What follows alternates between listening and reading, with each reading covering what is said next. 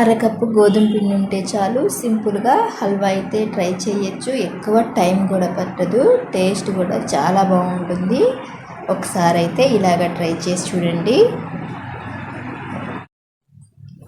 Hi అండి, welcome to Sandhya kitchen. ఇవాళ వచ్చేసి హల్వా అయితే చేస్తున్నానండి. ఎంత సింపుల్గా చేసుకోవచ్చు, గోధుమ పిండితోనే చేస్తున్నాను. ఇది మేము చిన్నప్పుడు స్వీట్ బండి మీద ఈ హల్వా అయితే తిన్నామండి. చాలా బాగుంటుంది. స్వీట్ బండ్ల మీద ఎక్కువగా ఈ హల్వా ఉంటుంది. గోధుమ పిండితోనే చేసుకోవచ్చు, ఈజీగా చేసుకోవచ్చు. ముందుగా గ్యాస్ ఆన్ చేసుకొని ఒక గిన్నె పెట్టుకున్నాము. ఇప్పుడు ఈ గిన్నెలోకి బెల్లం వేసుకున్నాము. నేను ఈ కప్పుతో చూపిస్తున్నాను. ఈ కప్పుతో ఒక అరకప్పు దాకా బెల్లం వేస్తున్నాను, అరకప్పు నీళ్ళు వేస్తున్నాను. స్వీట్ తక్కువ తినేవాళ్ళైతే కొంచెం తగ్గించుకోవచ్చు. ఇది స్వీట్ సరిపోతుందండి. స్వీట్ తక్కువ తినేవాళ్ళైతే కొంచెం తగ్గించుకుంటే సరిపోతుంది. ఇప్పుడు ఈ బెల్లం అనేది కరిగించుకున్నాము. ఈ బెల్లం కరిగిన తర్వాత ఇందులోకి ఒక 5 యాలకులు దంచి వేసుకున్నాము. ఫ్లేవర్ కోసం వేస్తున్నాను. దంచి వేసుకున్నాము కదా, ఇది కొంచెం మరిగిన తర్వాత పక్కన పెట్టేసుకున్నాము.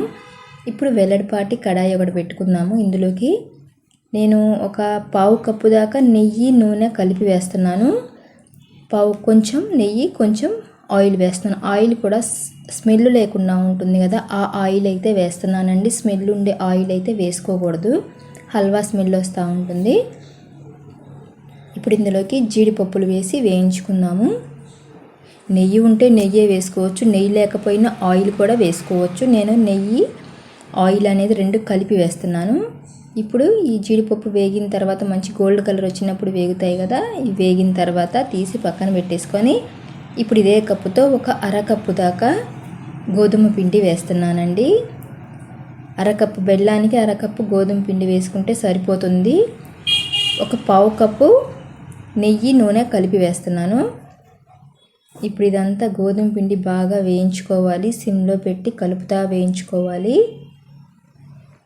గోధుమ పిండి లైట్ కలర్ మారుతుంది అన్నప్పుడు అప్పుడు మనం బెల్లం నీళ్ళు అనేవి వేసుకుందాము.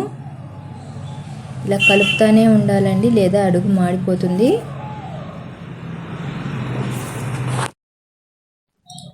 ఇలాగ బాగా వేయించుకుందాము.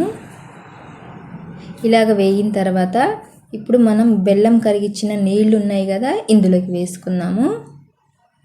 ఇదంతా సిమ్లో పెట్టే చేసుకోవాలి. అయితే ఫ్రెండ్స్, నేను చేసే వీడియోస్ కనుక మీకు నచ్చినట్టయితే లైక్ చేయండి, సబ్స్క్రైబ్ చేయండి ఫ్రెండ్స్. ఇప్పుడు ఇదంతా కలిపేసుకుందాము. ఉండలు కట్టదండి, కలిపేసుకుంటే మొత్తం కలిసిపోతుంది. వెంటనే దగ్గర పడిపోతుందండి, ఎక్కువ టైం కూడా పట్టదు. చూస్తున్నారు కదా, కలిపేటప్పుడే బాగా దగ్గర పడుతూ ఉంటుంది. ఎంతో సింపుల్గా చేసుకోవచ్చు ఈ హల్వా. చూసారు కదా, ఇలా కలిపేసుకున్నాం కదా. ఇప్పుడు ఇందులోకి మనం జీడిపప్పు వేయించుకున్నాం కదా, ఇందులోకి వేసుకున్నాము. నెయ్యి కూడా ఒక స్పూన్ వేసుకొని గ్యాస్ ఆఫ్ చేసుకున్నామంటే మనకి హల్వా రెడీ అయిపోయినట్టేనండి. నెయ్యి వేసుకున్న తర్వాత ఇదంతా కలిపేసుకోవాలి. చూసారు కదా, ఎంతో మంచి టేస్టీగా చిన్నప్పుడు తిన్న హల్వా అయితే గుర్తొస్తుంది, అంత బాగుంటుంది. ఇప్పుడు కూడా స్వీట్ బండి మీద ఈ హల్వా చేస్తారండి. ఇప్పుడు గ్యాస్ ఆఫ్ చేసుకొని ఒక గిన్నెలోకి అయితే తీసుకున్నాము. ఈ జీడిపప్పు అంతా కలిసిపోయేలాగా కలిపేసుకున్నాము.